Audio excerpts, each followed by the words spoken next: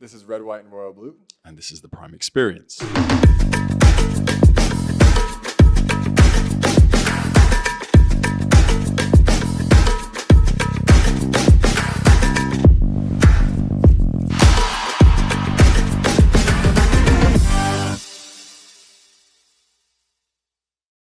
I think, all film is fantasy in some sense, and I think it aids in the success of the movie. But I'd be concerned to know what that real life pairing would actually be. Who is the first son, and who is the Prince of England right now? Uma? Well, the feedback that I've gotten from people of wishing it was true is more that it's a really inclusive, loving world in this movie. There's some conflict, there's some struggle for people to be accepted for who they are, but compared to, I think, what people are really facing in the world, it's a very elevated and hopeful world that these characters are all living in. We also made this movie when we still had, COVID was unfortunately still a thing. Yes. So, we didn't get to rehearse. We got to have lunch together one time. We did. That was nice. We had lunch together one time, and that was the only time I got to speak to anyone in the cast. And so when Uma finally arrived on set, I think it was a scene that we shot that didn't actually make it into the film. And so as soon as we met, I was like, "Hi, Uma, I'm Taylor." And you shook my hand. I go, "I think I need a hug because you're my mom from this point on." And she's like, "Oh my God, yes!" And then we hugged and we went straight into the scene. And then we went fast and furious for a few weeks. There was a couple different versions of the cake itself, right? Because How many cakes did you go through? well, so there were scenes on us close-ups where people were just throwing cake at us. We had a big rubber cake actually falling by itself where we weren't there. We had The whole cake was rubber, right? most of the cake was rubber. The outline. There's no cake injury. There was no cake. There It had was that jiggle. yeah. It looked good. There was finding icing in the sort of ear canal like a day or two later, which was a really bizarre We just feeling. smelled like milk. Yeah, for a few days. But no, that was a whole day's worth of filming. Nah, dude, 2 days. Was it 2 days? We were at that location 2 days because my dog died the first night. And then I came to set the next day and I was like, "Hey guys, my dog died. Everything's gonna be fine. Just keep it on the low." Everybody looked at me like, "Hey, I'm so sorry." I was like, "Oh, this is a comedy. We need to get out of here." I'm like, "Let's just cue the cake." But it was 2 days of cake. We had about a week of rehearsals, and then I got COVID, and so we did rehearsals virtually, and then we went right into it. And I think as soon as Nick and I met, we knew how beloved the book was, and we knew we had to get it right. And so we just kind of made a pact. We're like, "All right, all in, let's do this," and just trust each other from the get-go.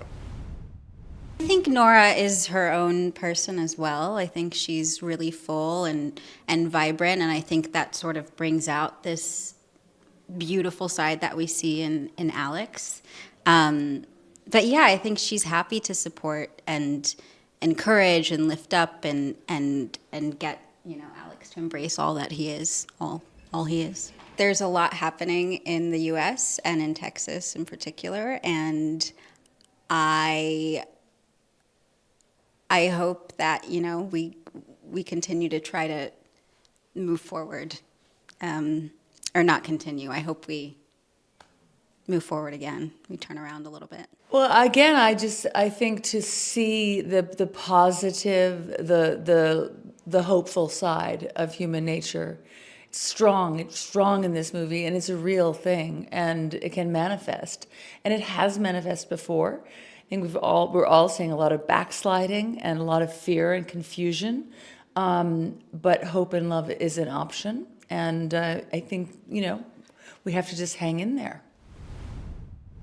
I think there's a tremendous amount of wish fulfillment for audiences and for me. I mean, for me as a reader of the book and then a person who got to see the movie, many cuts of the movie, there's always something really joyful. I think the idea of happy endings and the idea of a female president, I'd like to think that, if you build it, they will come, as they said, so that maybe what we're creating is a reality that everyone can enjoy in the future. And I think sometimes in romantic comedy, wish fulfillment isn't just about the world that they're living in, although that's a huge part of it. It's also about the connection that these two characters have. And I think that kind of transcends circumstance of whatever world you want to see. At the end of the day, everybody really wants to be seen and understood and gotten by someone that they also see and understand. And that really is the ultimate wish fulfillment. So I think when you put that like icing on top of a cake of a better world, then it's pretty delicious. Yeah. The other thing too is that when we were making the film, we knew we were making a fairy tale, and we knew it needed to operate on that logic. But we also wanted to make sure that the movie made logical sense. That we were not cheating on reality. We were working in a realm of fantasy in a way, but the stakes had to be real. We couldn't ever rely on, well, it's a fantasy, it's a fairy tale. You know, everything for those two characters and for the other characters had to feel like real stakes, and we had to really understand what was going on inside their minds and their hearts. And we had royal etiquette experts on set swooping in often to correct the actors. And we had political consultants that we like ran both the speeches, the television appearances. And we tried to, and obviously Casey did a tremendous amount of research when they were writing the book. So that helped too. Thanks, Casey. I also have to thank my 5 million rounds of copy edits for catching all of my mistakes before it was print. I mean, the wildest thing about this was it was March of 2019, so the book wasn't even out yet when I got the first call about wanting to option it, and I was living in Colorado, sharing a house with 3 friends, had no job, no health insurance, just kind of seeing if this thing worked out. And the next thing I knew, I had 9 producer calls lined up to talk about who was going to make this movie, and I really connected with Berlanti.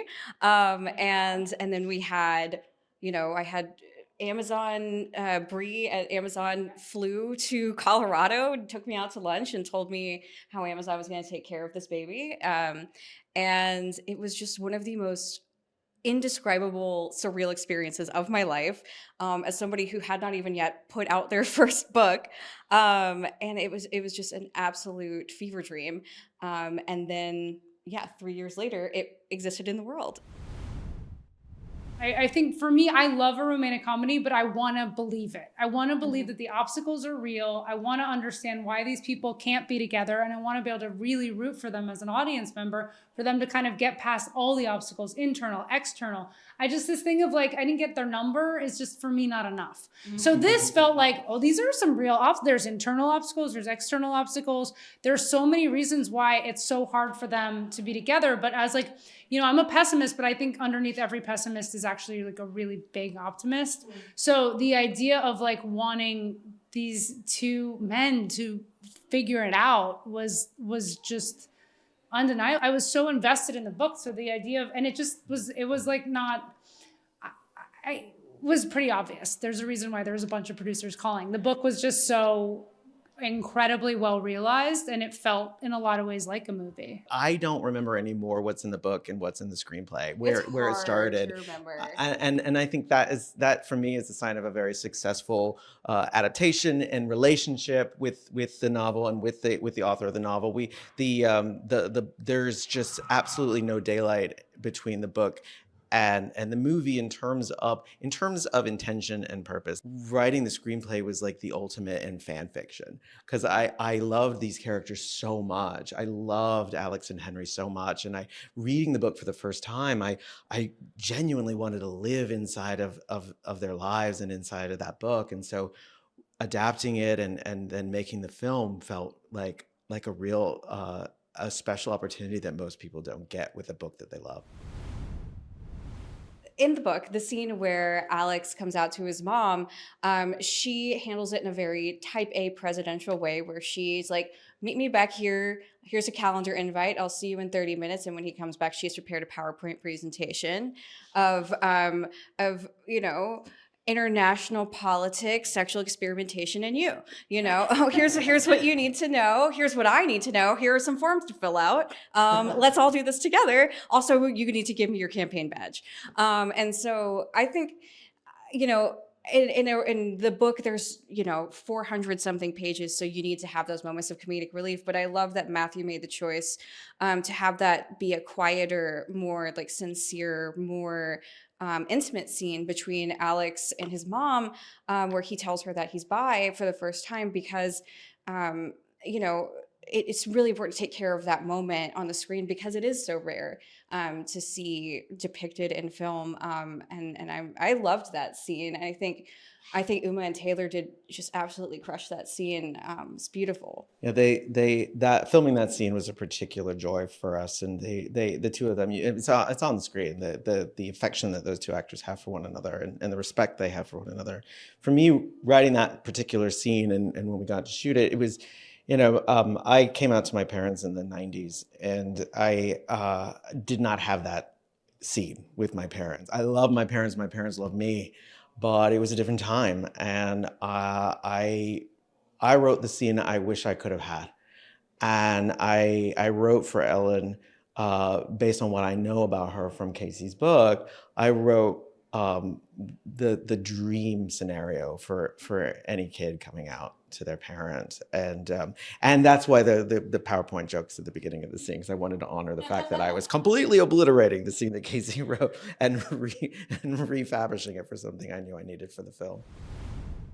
My hope is that young people vote and are engaged, because sometimes you don't get the fantasy of Uma Thurman, but the reality of the choice that you're facing is enormous and will affect your life and the life of a lot of disenfranchised and disadvantaged people, including anyone with a uterus and anyone who doesn't identify as heterosexual, and so I think so I think the thing that I would hope is that people realize that maybe a slightly more loving administration is possible if you get out and vote. And I think also there's a beautiful sequence of Alex campaigning in his home state of Texas, which turns blue at the end of the movie. And hopefully people will take from that there are a lot of disenfranchised voters out there in red states who really need our support and really need our help and our money and our attention, and that they're not to be written off, that red states are full of progressive, marginalized people who have just historically been left out of these conversations.